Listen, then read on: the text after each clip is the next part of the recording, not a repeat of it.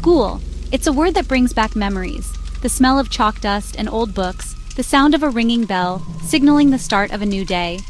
We think of schools as safe places, places for learning, for growing, for making friends.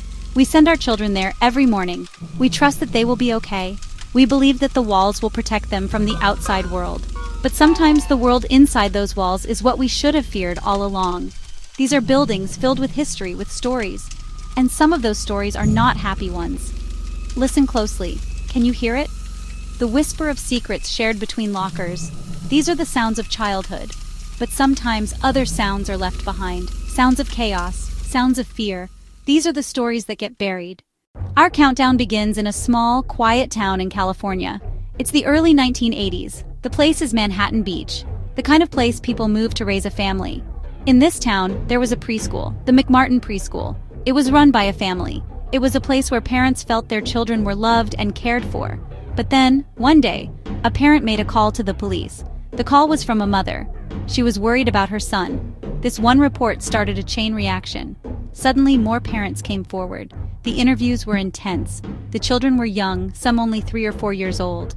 Headlines screamed about a satanic cult operating inside a daycare. The trial that followed was the longest criminal trial in American history. There were no secret tunnels. There was no physical evidence to support the wild claims. In the end, after years of trials and accusations, there were no convictions. It makes you wonder, who were the real victims here? Now we go to Chicago. The year is 1958. It's a cold December day, just before the Christmas holidays. Our Lady of the Angels School is a big brick building. Nuns in black and white habits teach the classes. The school is a pillar of the community. The students are preparing for the Christmas pageant. But in the basement, something is wrong. A small curl of smoke is rising from a cardboard trash barrel. The smoke was thick and black. It traveled up the stairwell like a chimney. The teachers and students on the first floor got out safely. But on the second floor, the smoke was a trap. The hallways became impossible to see through. The children and their teachers were trapped in their classrooms. The scene outside the school was one of pure chaos. Parents rushed to the school, screaming the names of their children. Firefighters tried to reach the second floor, but their ladders were too short. The nuns tried to keep the children calm, leading them in prayer as the smoke filled their lungs. In the end, 92 children and 3 nuns died. The city was in mourning. The case remains officially unsolved. We travel now to Stockton, California. The date is January 17, 1989. It's a sunny Tuesday morning at Cleveland Elementary School. The school is special. Many of its students are immigrants, children of immigrants, families who fled violence in Southeast Asia. They came to America for a new life. The schoolyard is full of energy. Laughter fills the air, pure, simple joy. A man parks his car near the school, not a parent, not a teacher. He carries a rifle, an AK-47. He walks onto the playground. He opens fire. Gunshots rip through the air, replacing laughter. In that time, the playground becomes a war zone. He fires over 100 rounds into the crowd. 5 children are dead, 32 others injured. The victims, all so young. They had come to escape violence only to find it on a playground. The community devastated. The event spurred a national push for assault weapons bans. If children are not safe during recess on their own playground, where can they be truly safe? It is April 20th, 1999, a date that is now burned into the American memory.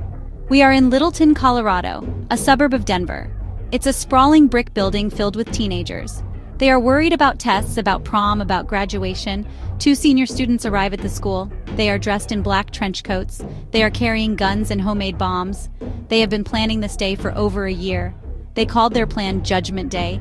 They wanted to kill hundreds of their classmates.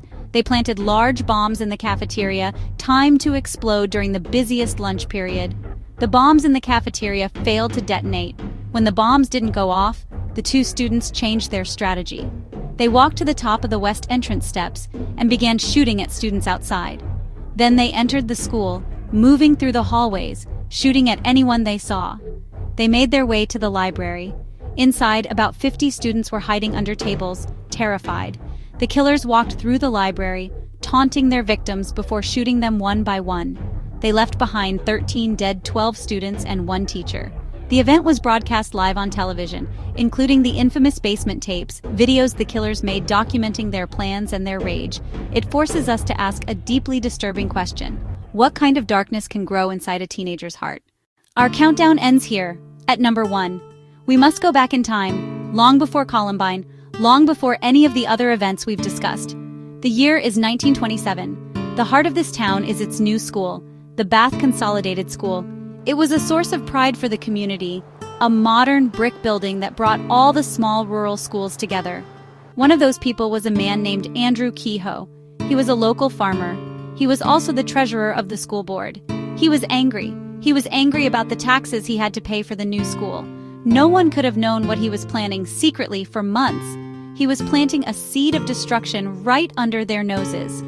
On the morning of May 18, 1927, Kehoe put his plan into motion. First, he murdered his wife. Then he set his farm on fire. As neighbors rushed to fight the fire, they triggered more explosions he had set as traps. A few minutes earlier, at precisely 9:45 a.m., a massive explosion tore through the north wing of the Bath Consolidated School. Rescuers, parents, neighbors rushed to the scene. They dug through the rubble with their bare hands, desperate to find survivors. About 30 minutes into the rescue efforts, Andrew Kehoe drove up to the school.